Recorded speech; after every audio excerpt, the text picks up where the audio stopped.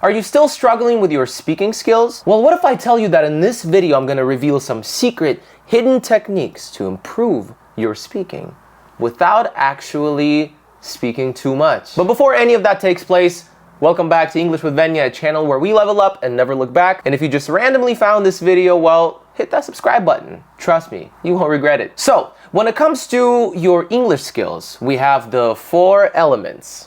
And it's not air, water, fire, earth. It's not like that, but it's pretty similar. It's reading, listening, writing, and speaking, right? These 4 elements exist in harmony. Because when you're able to do all of those, your English is at its best. That's how it's a balance, and it's a weird situation, but basically the concept is if one of them is lacking, then it's gonna affect everything else. That's kind of how it works. Based on this concept that I just explained, obviously to speak better, you need to speak more and practice more. However, that's not the only thing you need to do.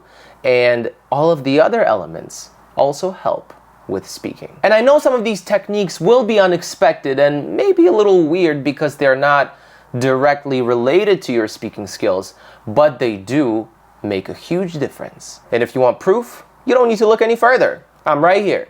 That's what I did to learn English, and that's what helped me.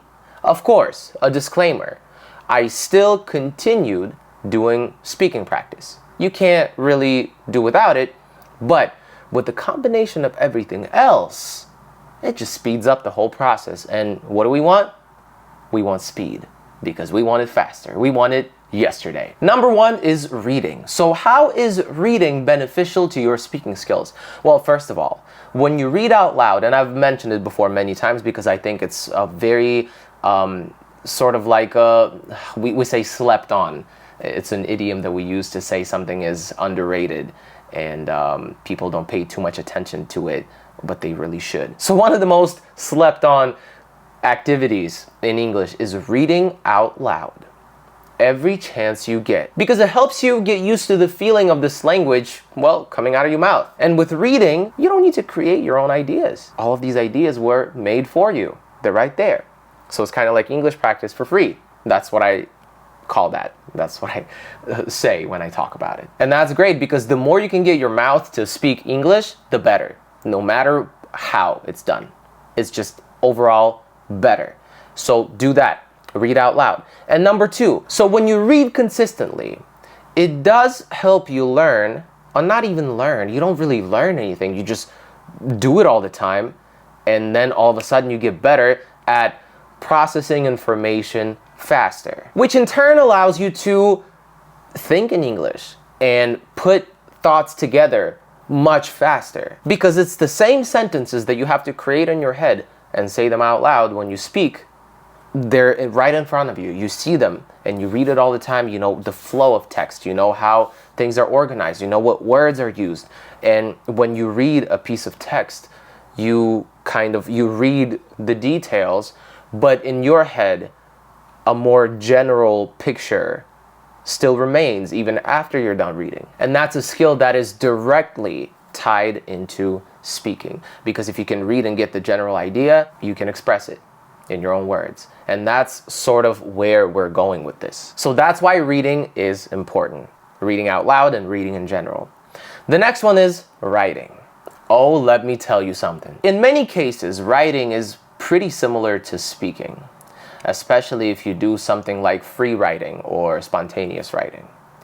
It's very similar because you still have to create these ideas, and you still have to find the words to express them, and you still have to express them, but there is no pressure of time. You don't stress about responding fast enough. There's no one listening and waiting for your response. So you can take your time creating and cultivating these ideas and then expressing them on paper. And let's be real here. Sometimes writing is the only place where you can feel safe and comfortable. However, this freedom often leads to you being scared of making mistakes, which is very normal. But mistakes are so important, because when you make mistakes, you create an opportunity for yourself to learn something. But now you may be thinking, well, Venya, that sounds great, but I don't really have anyone who can watch me write and correct my mistakes in real time.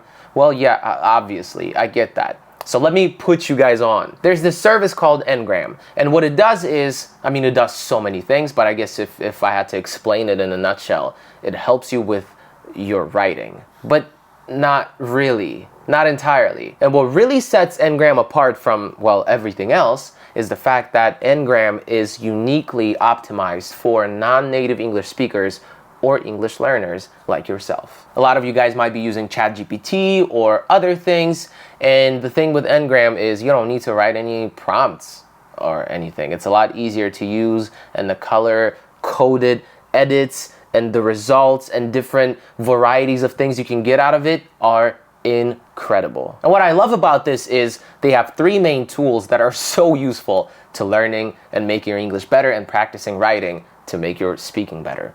They have proofreader, paraphrasing, and translator. And let me show you something real quick. Okay, so we have proofread up first. I found some old journal entries from when I was still learning English many, many years ago, so let's put them in. This is literally what I wrote many years ago without doing mistake, so I need someone who can practice with me in English. Let's see.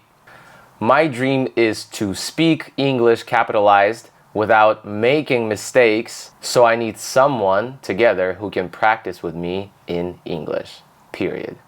Amazing. Let's go into paraphrase. They have different modes. Standard for work and everyday use, formal for more formal and professional situations, academic if you need to write like an essay or a paper for school, casual just between friends for everyday conversations, shorter for summaries or presentations, longer if you want more detailed explanations. So like, for example, if you're writing an essay for school and the requirement is 200 words, maybe you're like a few words short, you can use that to help you, all right? And easier for easier and more understandable text. So I have this climate change text, right?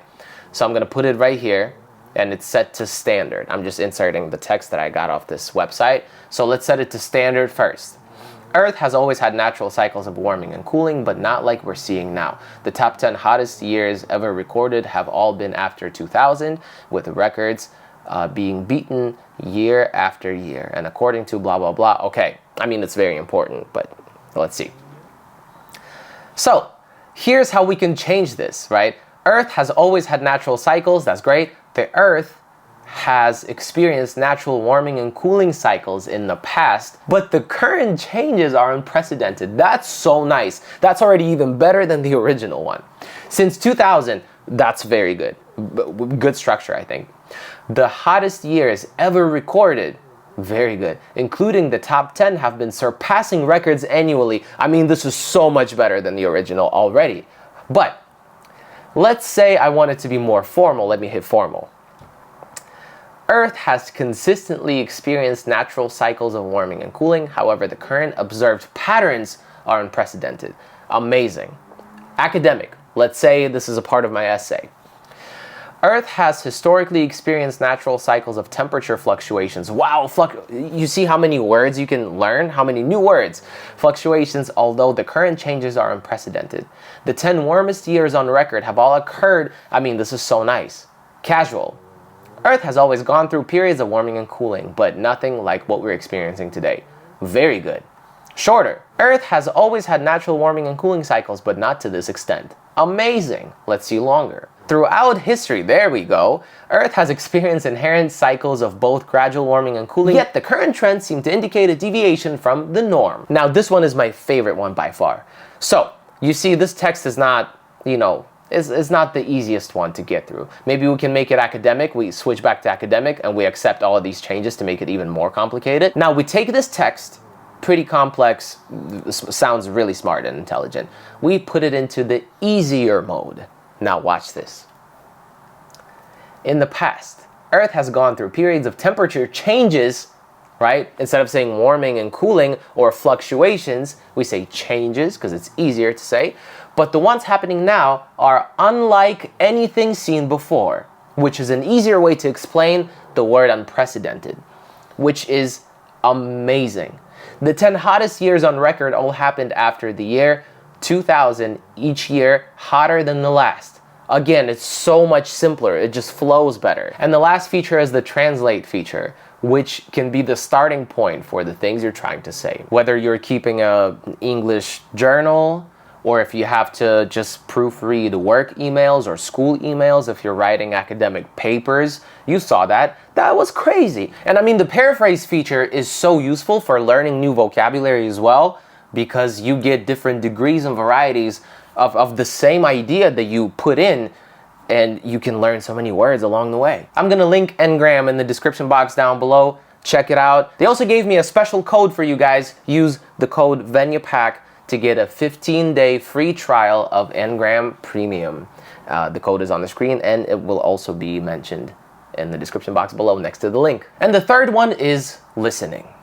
Now, hear me out. Listening does help with your, well, listening skills and how well you can understand what is being said to you.